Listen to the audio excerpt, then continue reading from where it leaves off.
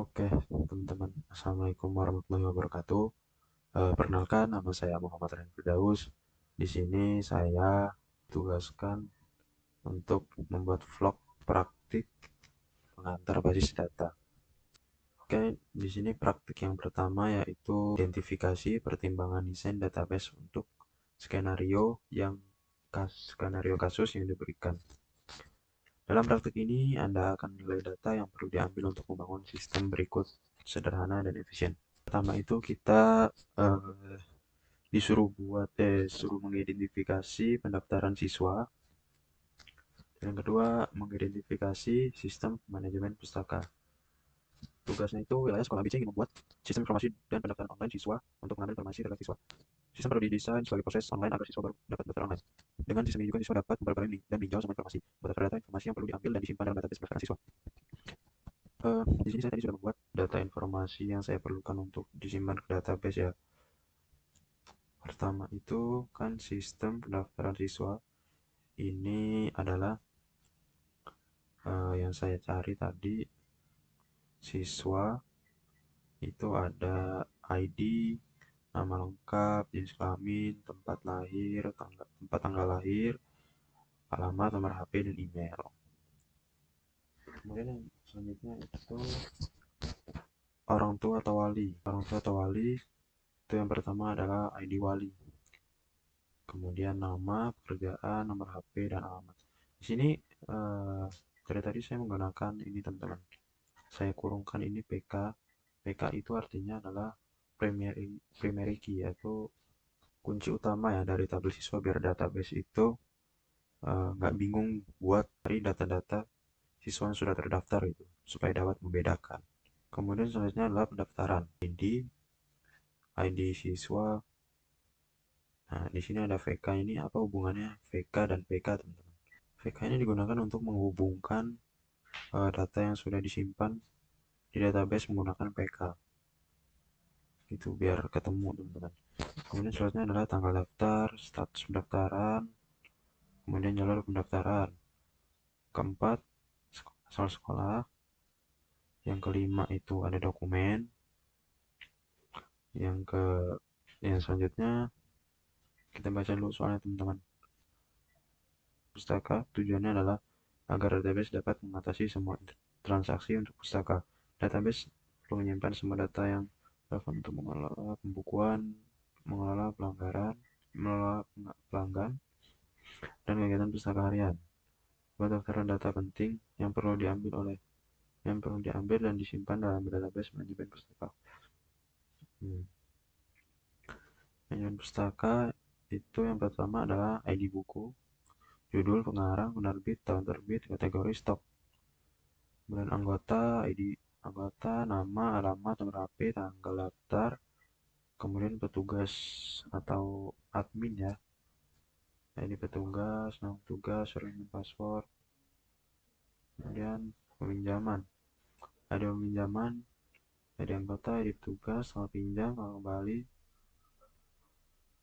Detail peminjaman, ID detail, ID peminjaman, ID buku, jumlah. Kemudian pas pengambilan tuh ada ID pengembalian, ID peminjaman, dan tanggal kembali. Denda ini untuk jika ada sesuatu yang tidak diinginkan terjadi, maka pelanggan itu akan didenda, teman-teman. Anggota itu akan didenda.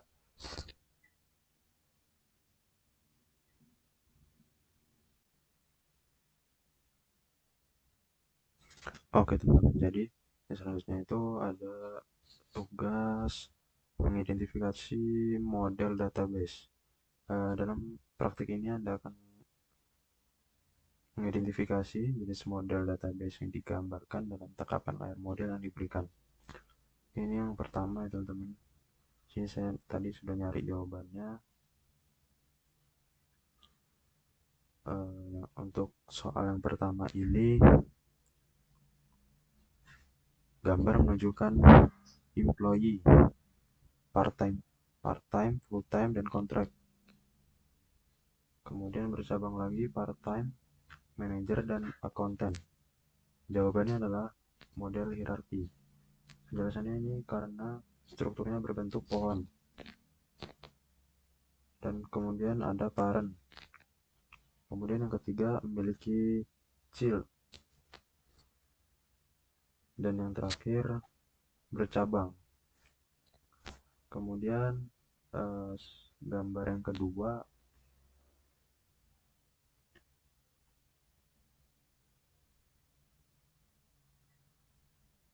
seperti ini teman-teman, yang B.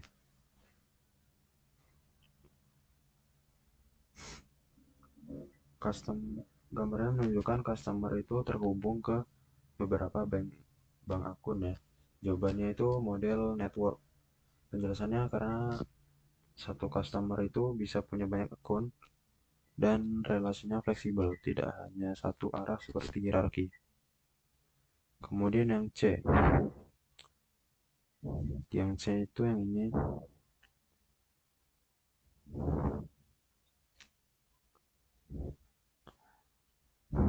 Class employee. Attribute and method object employee. Jawabannya itu model object oriented. Penjelasannya karena menggunakan konsep class dan objek. Ada atribut dan ada method. Kemudian yang D. Kita lihat dulu yang D. Tabel ya.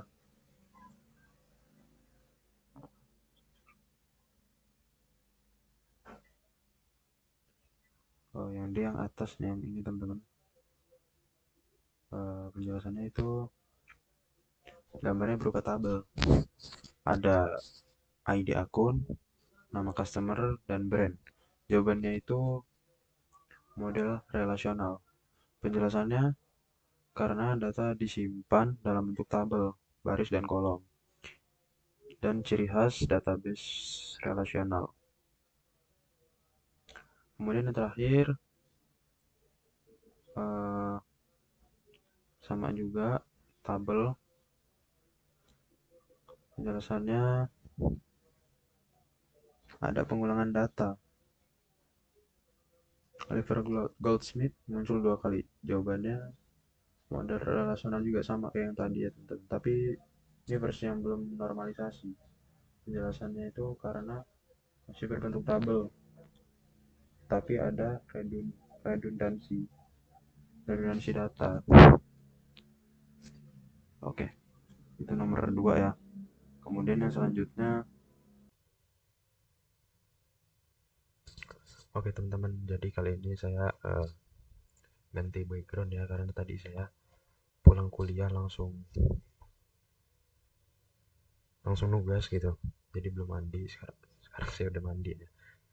Oke, soal yang selanjutnya yaitu mengidentifikasi aturan bisnis dan constraint dari dua skenario. Sini saya sudah mencari jawabannya. Jadi yang pertama itu disuruh mencari mengidentifikasi aturan bisnis kasus Flipbook atau perpustakaan digital. Untuk aturan bisnisnya kurang lebih seperti ini. Flipbook menyediakan penyewaan CD, akses internet untuk artikel dan majalah. Kemudian sistem keanggotaan terdiri dari anggota umum, anggota perusahaan, anggota sekolah. Kemudian keanggotaannya, seseorang harus menjadi anggota untuk menggunakan layanan. Jadi harus member ya misalnya. Kalau bahasa zaman sekarang itu anggota dapat, kalau udah member itu bebas mau pakai apa aja. Jenis anggotanya itu kalau untuk anak sekolah itu gratis, tapi kalau untuk perusahaan dan fakultas itu berbayar tapi mendapatkan hak istimewa. Kemudian yang selanjutnya, data anggota harus disimpan ke dalam database. Kemudian keanggotaan dapat berubah jika syaratnya terpenuhi. Kemudian batasan setiap member itu setiap anggota harus memiliki ID unik. Kemudian data anggota wajib lengkap. Kemudian jenis keanggotaan terbatas, hanya umum, perusahaan, dan sekolah. Yang keempat, anggota sekolah tidak dikenakan biaya. Kemudian perubahan keanggotaan hanya bisa memenuhi syarat. Oke, itu seperti yang eh, dijelaskan di atas tadi ya. Kemudian lanjut, bisnis yang kedua itu rumah sakit. Aturan bisnisnya, rumah sakit memiliki banyak dokter dengan berbagai spesialisasi. Kemudian setiap dokter itu harus terdaftar, ya. Kemudian harus memiliki ID unik diawali dengan DC. DC ini dimaksudkan kepada dikhususkan untuk dokter ya. Eh, Pengalamannya harus 7 tahun minimal. Kemudian si pasien kalau datang tuh harus daftar dulu ya, itu udah pasti. Kemudian si pasien diberikan nomor unik diawali dengan PT. Batasannya ini sama aja seperti yang di atas ya. Nah, mungkin itu saja jawabannya untuk praktikum nomor 3.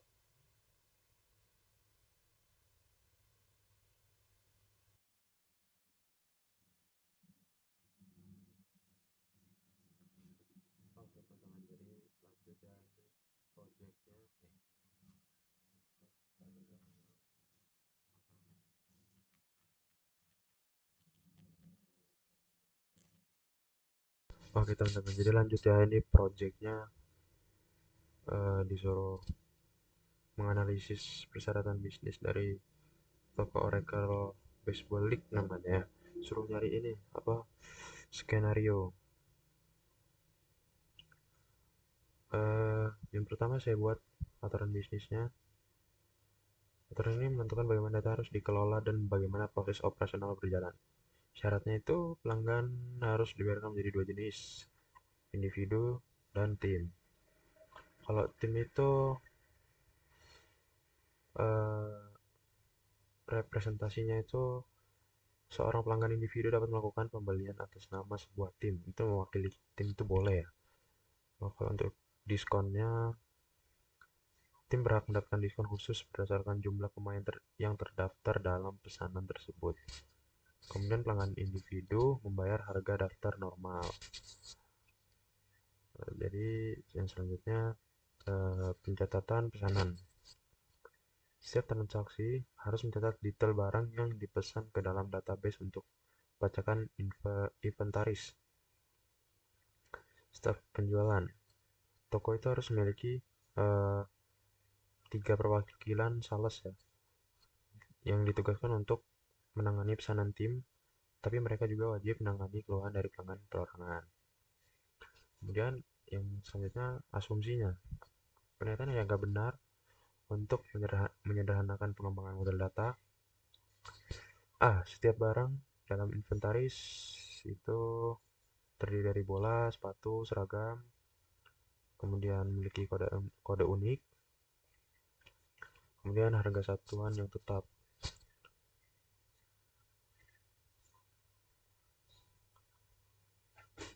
Kemudian yang selanjutnya, diskon tim dihitung secara otomatis oleh sistem segera setelah jumlah pemain diinput dalam pesanan. Kemudian yang C, data pelanggan individu dan data tim memiliki atribut yang berbeda. Nama tim dan nama pribadi ya, nama anggotanya. Sorry, nama tim dan nama pribadi. Kemudian satu tim dapat diwakili oleh lebih dari satu pelanggan individu yang dalam waktu yang berbeda, atau sebaliknya.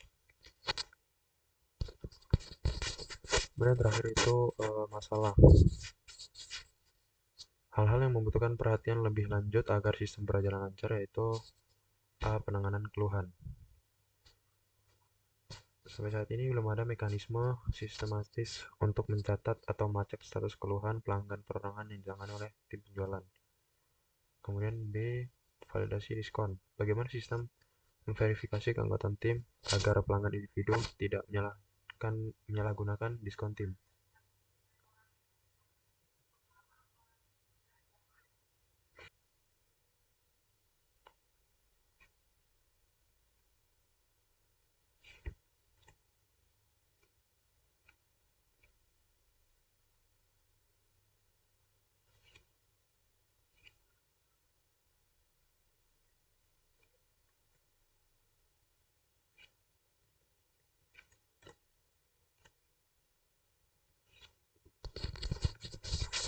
Kemudian kapasitas stok. Perlu ada peringatan otomatis jika pesanan besar dari sebuah tim lebih stok fisik yang tersedia di toko. Kemudian daftar kebutuhan data. Berdasarkan analisis di atas, entitas utama yang kita butuhkan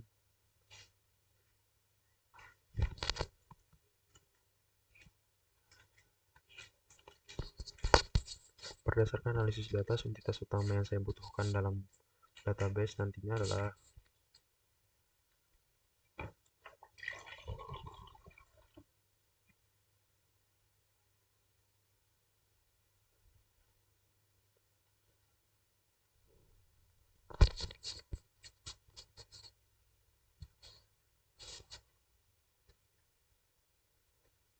oke teman-teman, jadi mungkin itu saja dari saya. Terima kasih. Assalamualaikum warahmatullahi wabarakatuh.